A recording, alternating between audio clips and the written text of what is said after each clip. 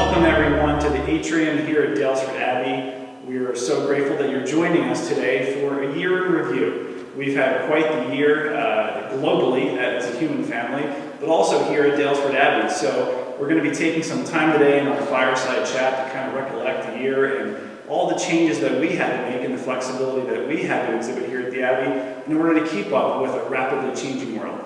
So, Abbot Domenic, would you be so kind as to kind of give us some background as to how these changes came about with the Springhouse? Well, it really does coincide with the pandemic and the restrictions, and people were not able to come to Mass at all, and that was a big shock for us. So we tried to respond by making the Eucharist available, at least virtually. So we were very fortunate. You had just been hired to be the director of the Spirituality Center, and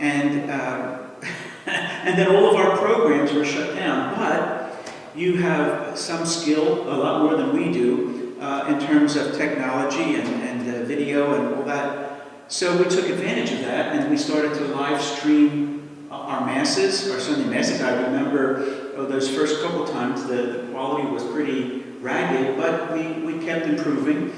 And That's kind of you to use that word, ragged.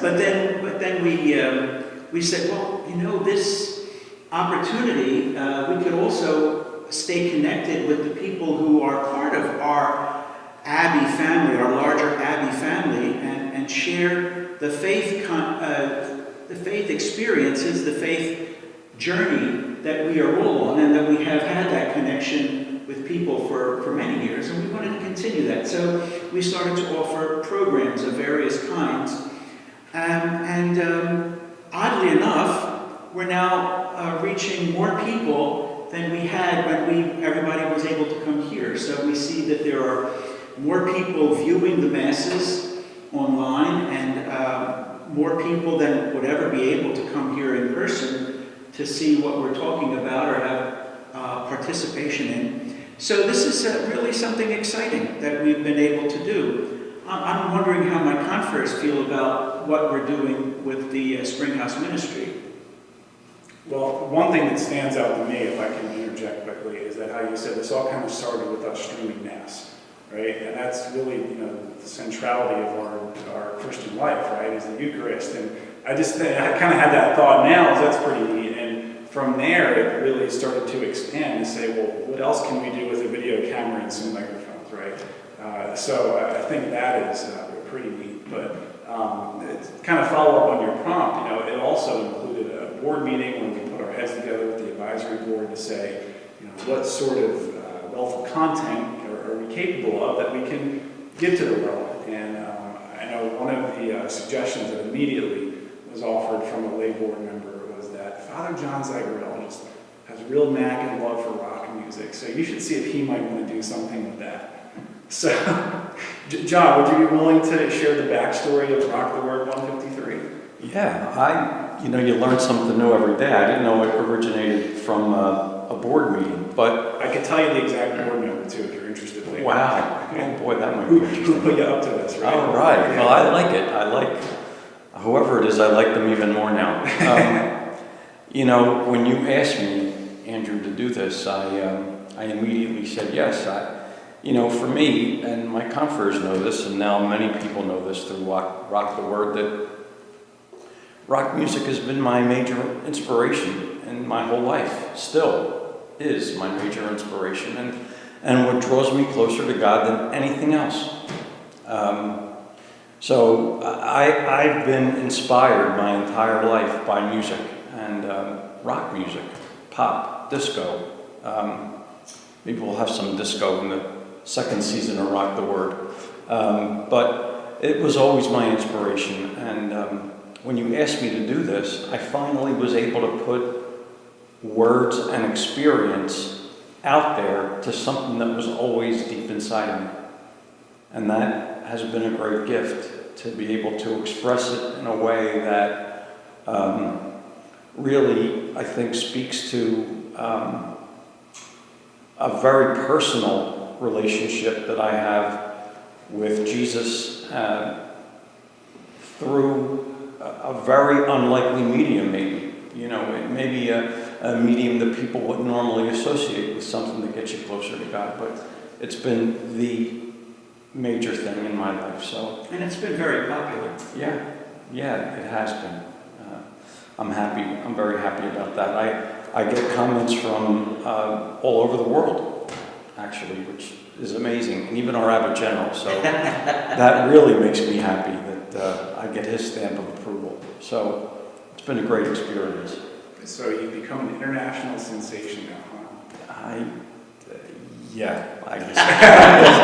It's been forced upon us. Yeah, you know. Well, it was really awesome to see, just how naturally it's all come out so far.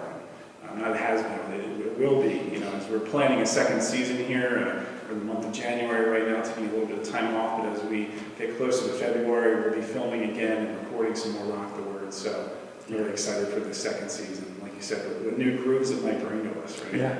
Yeah. So I think that's kind of a consistent theme that was very intentional with the formation of the Springhouse, is kind of the question of, well, what do you already do well at the Abbey, right? Like, what are our inherent gifts, and how can we make them bigger in a sense, use these mediums to make them bigger? So we have such a rich academic and teaching tradition here at the Abbey with Father Andrew and Father Joe. So maybe Father Andrew, would you care to share about your program, Art and Artists at Daylesford Abbey? Sure. I'm trying to remember how we came up with the idea. I think, in fact, actually, that Jim Garvey may have had the idea, but in any event, I love art. I think that we learn philosophy, the one, the true, the good, and the beautiful. They hang together. If it's not really good art, it's really not true. And we have a lot of very good art at the Abbey, and I think we started with, in this room, we have a 17th century portrait of St. Norbert, and then we have 20th century scenes from the life of St. Norbert that they're based on Baroque models. And I think that's where we started, and virtually every Sunday, somebody says to me, when are you going to do more art? And so I know we're planning that for this coming semester. We could be doing art at the Abbey for a long, long time. That's right, yeah. And even before we did the St. Norbert piece here in the atrium above us, you did your little Rick Steves impression, and you took us outside. That's right. To the Abbey property, and took us down to the Springhouse. The title piece, really. The goal is for me to do Rick Steves in the places where they belong, in the Czech Republic, Okay. in France. With all the food and wine. That's of course. But what's nice, Andrew, is when I look at art, I can appreciate it, and sometimes I will appreciate the symbolism, but you're able to see more in the art than I would naturally see. So you help me to become more aware of what's in the art piece itself. Thank you. Yeah, I had a lot of experience. Another advantage I have is that Andrew's, of all of us actually, been here the longest. And so a lot of these pieces of art over the years that have been given to us, you were around when they were given to us. Yes. So, you have a lot of just simple information that most people don't have. And he doesn't mean 18th century. I was going to say, you were around when they were given to us. You weren't around when they were created. Thank you. Let me also say that working from our strengths, and you've touched on this already, but this also has to do with beauty, is for us the natural connection is with the liturgy. And how many for example, like doing the daily reflections during Lent, that's just such a natural for us. But I think it's inspired our musicians even more to be, I remember when Christ the King, Father Nicterico said, I don't think there's a church in the Archdiocese, including the cathedral, that has had as splendid a liturgy as we have this morning. And I think that's been that has been, for many people outside of our intimate circle, a real educational experience. Yeah. Well, when I first started here back in March, like Abbot Domenic was saying, obviously the whole world was just turned sideways, so everyone kind of collectively was like, what are we doing here? How do we adapt? How do we survive? Just in a very general sense, not even, at the Abbey per se. But coming up on through the season of Lent and up to Easter, is actually you, Father Joe, who said to me, like, I think you may have even said that, like, I don't know what we're going to do. He said, like, the liturgy, especially this time of year, is when we're at our best. You know, and there was just such an authentic sense of lament within that, you know. So that was touching for me, although it was, you know, kind of sad to hear that. It was also very affirming to hear that, because, you know, hearing this conversation kind of comes back to you, Abbot, and where we started with this whole thing with streaming masses. And I mean, I've just been so blown away by, you know, the beauty of the Mass here at the Abbey, everything from, you know, the aesthetics and the music to the actual, you know, the content of the liturgy itself and how it's presented, and to not have that shared with the world. At a time like this where people really do have their pick of which Mass they want to watch. Right. You know. Maybe it's time to look on the other side of the ledger. Unquestionably, it's been a gift to be able to share our liturgy in a time when people are staying at home. And the live streaming has done that, and hundreds of people have been ministered to, and I thank God for that. But on the other side of the coin, an integral part of what makes Abbey worship is the community who gather under one roof. And we talk about communio, that sense of trying to be at one mind and one heart on the way to God. You really don't do that virtually. Virtually can enhance it, but it needs physical presence. It's like the Eucharist is about touching. You know, it makes a difference that the Lord is in my hand or even on my tongue. It isn't just an idea. It's fleshy, touchable, tangible. And my worry is that we could unwittingly, unintentionally, become so comfortable with going to Mass in our pajamas that you kind of forget that it isn't the same. That something is being lost. We're paying a price. And when the time comes that we can reassemble physically, that's something we should really look forward to and rejoice in. You know, God willing, that will happen soon. And Joe, to your point, you know, I was thinking as we were talking, you know, in the very beginning when we started to do those reflections during Lent, the expressions of gratitude from people were so humbling, because they were grateful not only for the content, but that it was being done, because it was a touchstone for them when they couldn't come to church. And you know, I'll use my sister as an example. You know, she would say to me, John, I love watching the Mass at the Abbey, but I really can't wait to get back to church. I love going to church. So hopefully that feeling of being in church isn't lost. That regardless of the gratitude, which is humbling and immense, and you know, as a priest, it just would strike me as, oh my God, people are so hungry, and that we could be part of what fills them. I was filled with gratitude, and it was humbling, as I said before. But hopefully, as you say, people will not forget or lose their love for actually being in a church. I think we get a little taste of that already, because despite our trying to keep people 6 feet apart from one another after Mass, our assembly is doing what they always do. They're gathering, they're talking, they're going together out to the parking lot. I know that from our liturgical ministers, the choir, I mean, they are really chomping at the bit. So I don't know if we'll be back to the number that we had before. But that's the thing, we have these, you know, we have associates, we have liturgical ministers, we have choir, so that they're all wanting to come back face to face, person to person, touch to touch. Yeah.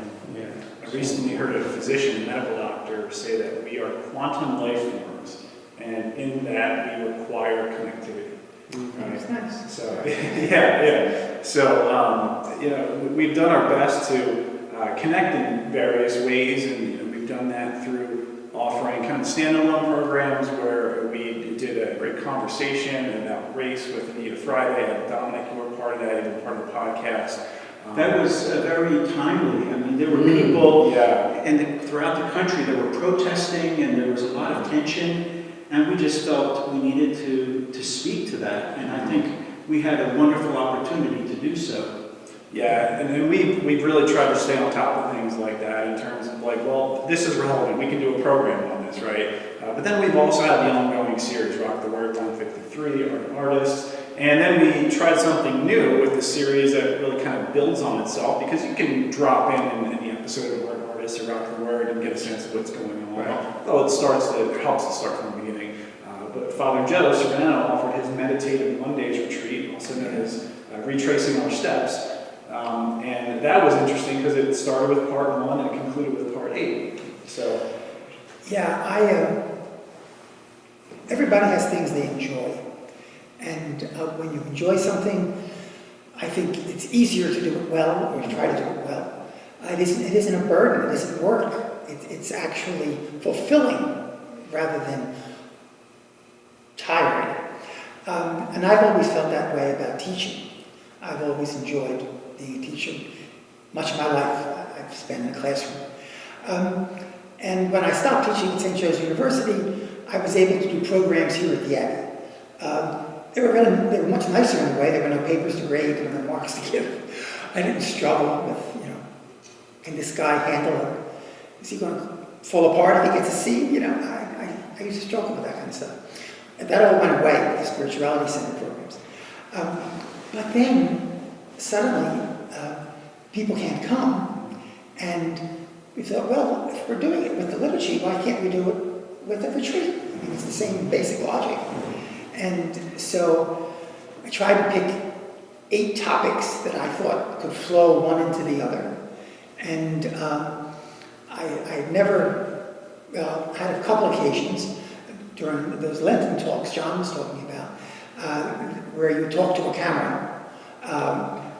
But I feel much more comfortable talking to people. Mm-hmm. And so got a handful of people to agree to come to the Abbey for 8 Mondays. Mm-hmm. And so I had some faces I was looking at that helped me. Mm-hmm. And retracing our steps.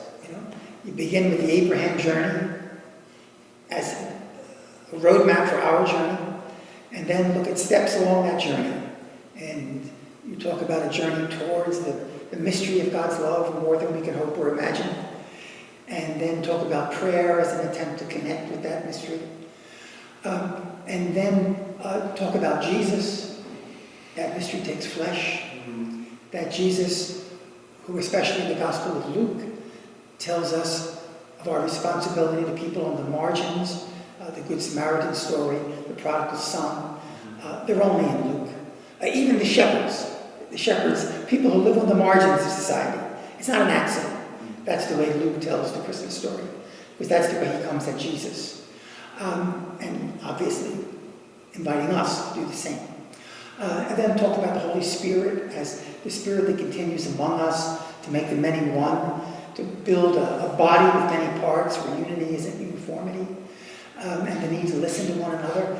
And that seems so especially timely in our divided world, our divided country, sometimes our divided church. That the goal isn't to make the other one look like you. The goal is to listen to one another and come up with something more. So that the whole is more than the sum of the parts, literally. And then finally we talked about Mary as the first member of this community, and then the church itself, with its strengths and its weaknesses. And because they were cumulative, I could say, remember when I said this, I think now it might apply in this way. And so there was a building. And I was amazed how many people stayed with it. It seemed that way. We don't really know the numbers. That's one of the weaknesses of our... I'm going to put in a plug here. In the future, when you watch one of our programs, make a comment, or even if you say like or dislike. Yeah. That way we know you watched it. Otherwise, you might have just, listened to the first 2 minutes and gone away, and we think you loved it, and maybe you didn't, or vice versa. So in any event, to actively touch a button so we know you're there, I think that would be useful for the future to help us know what works and what doesn't work. But for myself, it was a chance to teach, and I was grateful for that. And I think people were very faithful and were very supportive of the notes I got and so forth. So I think it's a wonderful companion to having people present here. Yeah, I think for those that may be feeling off center and kind of dizzy, maybe there's so much change in the world in the past year. There have been so many narratives we're kind of following. There's political narrative, global narrative, the COVID narrative, all these narratives of our own lives and families. But because of the lack of ability in some places for some people to go to mass physically, this altered format of attending mass virtually, right? I feel like our faith narrative can kind of, fall into the background of those other ones. So I found this to be very helpful. And I was not fully present in your talks. I was also managing the camera, the microphones, and everything too. But it was just your teaching is very clear, and the way you lay things out, it was very, like you said, echo kind of what's happening in our world now, approaching things from the margins in such a way. So that was a real treat to kind of be a part of that and get that great refresher almost of like, what is this journey we're on, right? It's helpful to have every once in a while. But like you said, we were also able to safely open our space to a voluntary hybrid type format with a limited live studio audience, we could call it.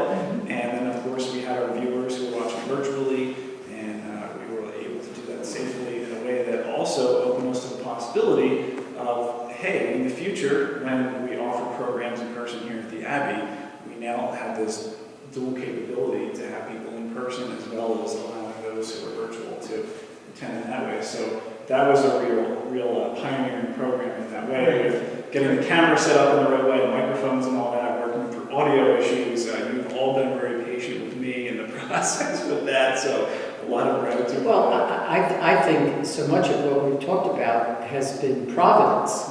And I think we should put a spotlight on you too, because actually I think in the community people thought we're hiring a marketing agent to market something that closed down the day you started working. And so people might have thought, well, now what are we going to do with this guy? And we did know about your background. I think that your technical ability came as, wow, we didn't know we could do this, but you should talk about what you have done. Well, and where it came from. The Holy Spirit, I guess. But no, I mean, there's a sort of situation where you're hired for a job and you realize that the job is not essentially there in an essence that you were hired to do. And I mean, at least I'm the sort of person where I'm like, all right, well, what can I do? What sort of hole in the dam can I plug if that's going to be my role here? So I was open to how can we stay connected, how can we stay relevant, how can we keep a pulse on what the world is in need of, and how can we address that in some way. So I think to me it was apparent that I was in the right place to start because, like you said, that Jonathan, you may have said since a communio, or maybe it was over here, I forget, but that was very apparent within both the internal meetings that I was having here, one of the Nord routines, our advisory board, which includes a lot of laity as well. So it was clear that this was going to be a team effort and that I wasn't going to be a lone ranger, So that was a great affirmation to me. But then it was really like, all right, well, what sort of, programs am I interested in, that catch my eye when I'm listening or watching? So when it came to thinking of something that, maybe I could do to have a little bit more stated regularity and within the way that you three kind of have, and even Abbot Domenic, you've kind of been a regular guest popping in here and there on programs. But I was like, what could I do that would have a sense of continuity to it? I was like, well, I like to listen to podcasts, which are essentially just good conversations. Sometimes it's just audio, sometimes you have the visual component too. Why can't we do a podcast here? I have enough interesting conversations with people that I feel others would be interested in. So we took the equipment we have, the cameras and microphones, and Father John Zagarella was kind enough to be our first guest on the podcast, and we just kind of let it flow naturally from there. And since then, we've had suggestions from people from outside the community that we can include. We've already tried to include some people from the different ministries that are connected to the Abbey to kind of highlight, beyond just what happens here right now at the Abbey in COVID times, the other ministries that we normally have happening here, busy with on the campus, be it Stephen ministry, be it spiritual direction, so many things. I've been really grateful to be in this position too, to answer your question to Father Andrew. Well, but Andrew is onto something when he talks about providence, because you came with the skills that we believed we needed. You have a theological and a Christian spirituality background, so that was great. But one thing we didn't know until we got to know you better, that you really, from day one, you revealed that you share the kind of spirit that we have in the Abbey, that you're really in touch with who we are. And you've been very naturally a part of what we've done. So it makes it a lot easier for us to flow from what we had been doing to something new, because you're part of that stream already. So that was a great gift from God, that providential for us. Well, it's mutual, Abbot Domenic, because I was going to say that I'm just really grateful to be here at this time in this sort of role, because it's made me aware, it's allowed me to become aware of parts of myself that maybe had become late in the past. Like, as a kid, I was really into technology, computers, and I built my own computer at one point, and then I picked up, sports and girlfriends and all that stuff. And it goes by the wayside, but, here I am, able to kind of, reinvest my time and focus into this, and I've seen how it's been able to, have obviously larger, more important impact in my own interests, but this time, I don't want to just say this job, this experience, this time has allowed me, I feel, to just be myself too, professionally in that way, and ministerially, and that's something that's a tricky dynamic within the ministry sometimes too, because it's not just you, it's the community, and sometimes that's not always encouraged, to be yourself, the raw authenticity, because maybe it goes against the grain in some way, but that's been a great gift to be able to have to be vulnerable in that way, and to know that there's an affirming community behind me. Well, definitely. Well, and looking forward to the future a little bit, I think we're continuing with Rock the Word, and Andrew, God bless Andrew, was hoping to be away on a sabbatical this year, but travel isn't so good at this time. So that's been a blessing for us that you've been able to help us. And I imagine as long as you're here, you're going to be helping us. So that's great. And we always have something for Joe to do. Actually, with Father Joe has a background in the social teaching of the church, and we're thinking of doing something maybe in Lent of this year, perhaps with Andrew the Younger. This is Andrew the Elder, Andrew the Younger, and to kind of look at the social teaching of the church, which is actually quite timely for our world. So I'm looking forward to that. We're doing this because we want to stay connected with the people who have been a part of our extended family. We do this because as Norbertines, we want to be strengthening the life of the church, strengthening our connection with God. And this is a way for us to do it. We might not be reaching 18,000 people, but we're reaching hundreds of people, and I think we're doing something good. And there are those of you out there who have been connected to us, and we are grateful. And of course, we don't charge for this. We want to make this just available. However, it does require material resources for us to do this. And so we're hoping that the people who are watching will in some way support this ministry. We have, on our website, we have a way of people donating directly to the work of the Springhouse ministry. Also, the Springhouse ministry is something that flows from our spirituality retreat center. So that's something that, this is just one aspect of it, actually. But one of the things that we've been growing in is with private retreats. We had to, for the time being, cancel all the group retreats, but we have maintained a very small experience of private retreats. So we have 1 or 2 or 3 retreatants, and the Abbey is big enough, and we have all kinds of social distancing and wearing masks and everything. So that's something that's really been a blessing for us. So for people who are interested in making a private retreat, we have a beautiful Abbey and grounds, and it's really nice to be able to welcome a small number of people. And we look forward to the time when we will be able to welcome groups again. Yeah. So maybe as we're drawing this a little bit to a close, maybe people might share what their hopes are for this ministry, this new and developing ministry. Well, as we were talking, it occurred to me that my entire Norbertine life, in the early days it was the Institute, and then it became the Spirituality Center. And I always naturally just thought of whatever programs we had were here. People came here to participate in those activities or those retreats or whatever it is.